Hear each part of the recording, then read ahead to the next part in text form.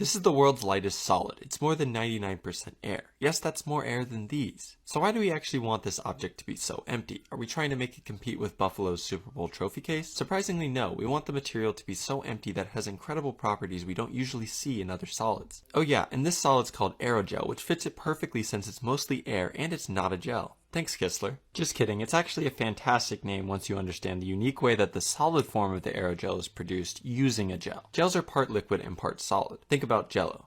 I can destroy some of the solid structure of the Jello by smushing it, and it starts to behave more like a liquid.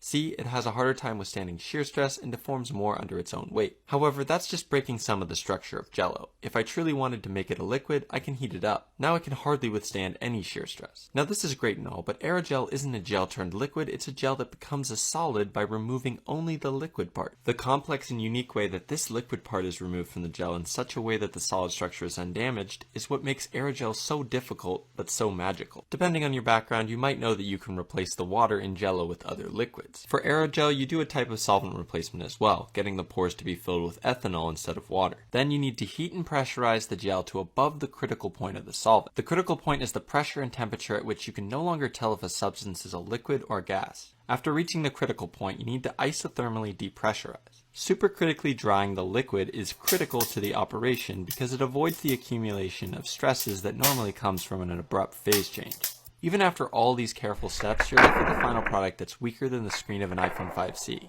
There's many types of aerogels and some are stronger than others, but I chose to oversimplify one technique and one recipe of aerogel just for simplicity. Go to aerogel.org if you want to learn more. Anyway, that's technical enough. Now let's smash this fragile silica aerogel with a hammer in slow motion. Okay, that was fun, but I'm getting distracted. I still haven't answered the question, what's the point of aerogel? And for that, we need to understand aerogel's unique properties. After the liquid is removed, all the super tiny air-filled pores that are left behind actually make aerogel a better insulator than air itself. So it's mainly used on rovers and applications that need absurd amounts of thermal protection. Look at how good it is at protecting my finger. As you can see, the pan is much hotter than the surface of the aerogel. Silica aerogel can also be made hydrophobic, just like hydrophobic sand, which absolutely refuses to get wet. Look at how the water just streams off of this chunk of aerogel. It reminds me of the inverse Leidenfrost effect that I showed you in another YouTube video on dry ice. If I apply some silica aerogel to my hand, the water runs off in a similar way. Another cool thing about aerogel is that it emphasizes how color is not an inherent property of something, but rather a perception of it. Aerogel scatters light in a weird way that often makes it look bluish, but when held up to a light or the sun, it appears much more yellow. Thanks for watching to the end, and I'll see you next time. In Europe, purple Skittles are blackcurrant flavored, but if you're an American, you've probably never heard of blackcurrant because of a fungus scare from 1911. Blackcurrants are a small, tart fruit that basically look like if a blueberry went goth. Back in the late 19th century, the US grew about 7,400 acres of blackcurrants and its siblings white currants, red currants, and gooseberries, but in the early 20th century, pathologists found that blackcurrants were hosting a fungus called white pine blister rust. And it turns out that white pine blister rust kills, you'll never believe this, white pines, which were basically the backbone of the US timber industry. So, in 1911, the US federal government not only banned the sale, transport, and cultivation of blackcurrants, they destroyed all the existing blackcurrants. Meanwhile, in Europe, white pines weren't all that important, but blackcurrants were a solid industry. So Europe left their blackcurrants around, and today it's a flavor about as common as strawberry or cherry. Blackcurrant drinks, blackcurrant gummies, even blackcurrant vape pods to addict small children to nicotine. The city of Berlin is currently considering creating the biggest car-free area of any city in the world. This group, Berlin Autofrei, has collected over 50,000 signatures, officially sending it to German parliament. The plan makes for everything inside of this S-Bahn route to be essentially car-free. It would turn areas like this into this. And we can see there are still some cars here. There would be some exceptions for people that need them for various reasons. But this trend is pretty consistent across Europe.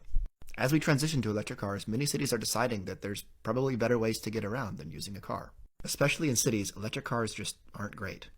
Battery alone on one of these actually weighs as much as one of these. Comes in at about 1,800 pounds. And 1,800 pounds of just battery to go get groceries is pretty ridiculous. Especially when you consider that one car battery could power like 300 e-bikes. Cars are great for all sorts of purposes, but not for getting around cities. This plan is great, and as we move forward, we're going to see more and more plans like it.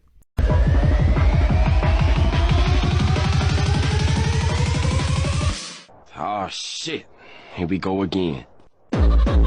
Alright, I'm going to teach you guys the do's and don'ts of hickeys. The first thing you don't want to do is start applying pressure to it. I see a lot of people doing this, and all that's going to do is further rip those tiny blood vessels, causing a bigger hickey. Instead, you want to aim to do 3 things. 1, decrease the swelling. 2, decrease the inflammation. And 3, try to speed up the clotting process. To do this, when you immediately suspect a hickey, you're going to want to grab something really cold like an ice cube or a spoon. And then you're going to gently apply it over the area. This should speed up the recovery period by a few days, but until then, you're going to need some cover up. This is the first time I'm seeing one of these on TikTok. This is not a pimple. That right there is actually joint fluid. This is a digital mucus cyst and it's connected with the joint. It can deform the nail and you should never pop these. Now this picture has got people going crazy. Some are saying that this new picture is apparently 100% proof that there is life on Mars. And the reason it's picking up so much traction right now is because only a few weeks ago NASA themselves published a study suggesting they found signs of life on Mars after their Curiosity rover brought back supporting evidence. Now if you actually read the study, they only found, and I quote, carbon-rich sediment which resembles fossilized remains of microbial life. But that was enough for some to believe that this image taken from a Mars rover to be convincing evidence, pointing out that it looks like a figure laying down on their side with one arm propping up their head and even footprints in the sand behind them. So what do you think? Life on Mars or just a whole bunch of cap? This is absolutely true. Teofimo Lopez actually had a pneumomediastinum, which means he had air trapped in his chest, not in his lungs where air is supposed to be. Doctors say this happened because he had a tear of his esophagus and the air leaked into his chest. This is a very dangerous situation. But how does a pro boxer get a tear in their esophagus weeks before a major fight? I have a suspicion.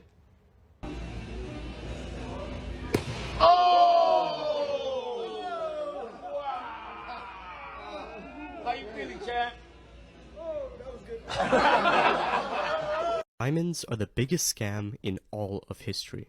Here's why. So back in the day, diamonds were considered a sign of power and wealth due to their rarity, as they were only found in a few places around the world. That is, until 1867, when a poor South African farmer's son found a shiny little stone by the riverbed. Within weeks, it was confirmed to be a diamond, and soon after, the largest diamond supply of all time was uncovered. Now this really freaked out a lot of existing diamond businessmen, as diamond prices would plummet if the world learned of how common they were. So, in an attempt to save their business, these dealers decided to team up under a company known as De Beers and buy out all of the South African diamond mines. They then created the system where only a few certified merchants would be allowed to sell the South African mined diamonds. As De Beers owned all the mines, they got to decide how many diamonds each merchant received, essentially giving them full control of the global diamond supply.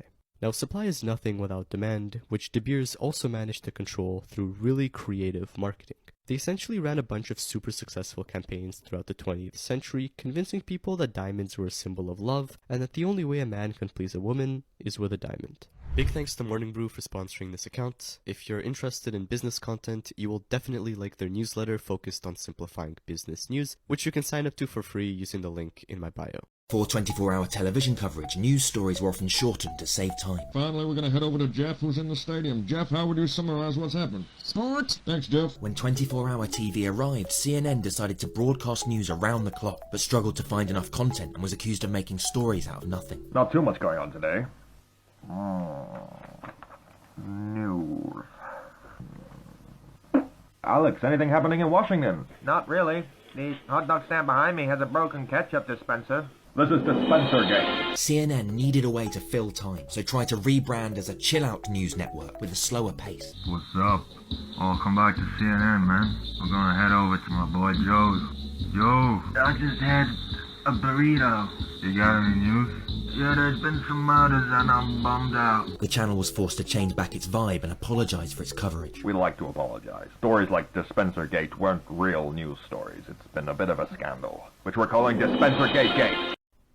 In the Outer Space Treaty of 1967, pretty much all Earth's countries agreed that no parts of outer space, like this asteroid, can be claimed by a particular nation or person.